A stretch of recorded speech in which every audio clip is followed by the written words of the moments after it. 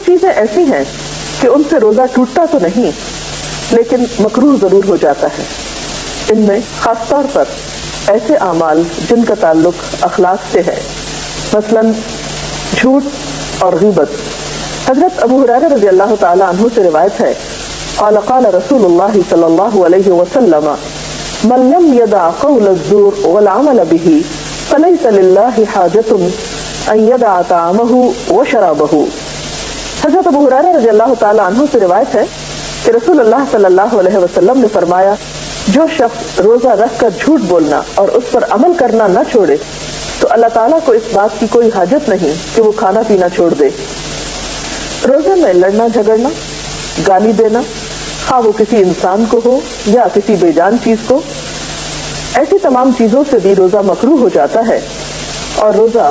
اپنا اجر و ثواب کھو بیٹھتا ہے. اس سلسلے میں حضرت ابو ہریرہ ہی کی روایت ہے، عن ابی ہریرہ قال قال رسول اللہ صلی اللہ علیہ وسلم لیس الصیام من الاکل والشرب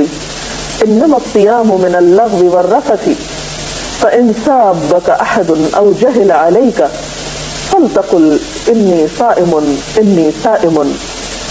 حضرت ابو ہریرہ رضی اللہ تعالی عنہ کہتے ہیں کہ رسول اللہ صلی اللہ علیہ وسلم نے فرمایا، روزہ کھانے پینے سے رکنے کا نام نہیں بلکہ بےہودہ اور فحش کاموں سے رکنے کا نام ہے. یعنی روزے کی اصل روح صرف کھانے پینے کا پرہیز نہیں بلکہ بےہودہ گفتگو سے پرہیز ہے، غلط کاموں سے بچنا ہے.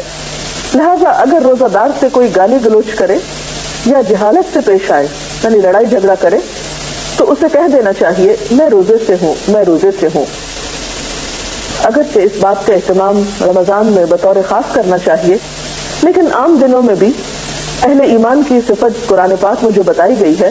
وہ کیا ہے کہ وَإِذَا خَاطَبَهُمُ الْجَاهِلُونَ قَالُوا سَلَامًا،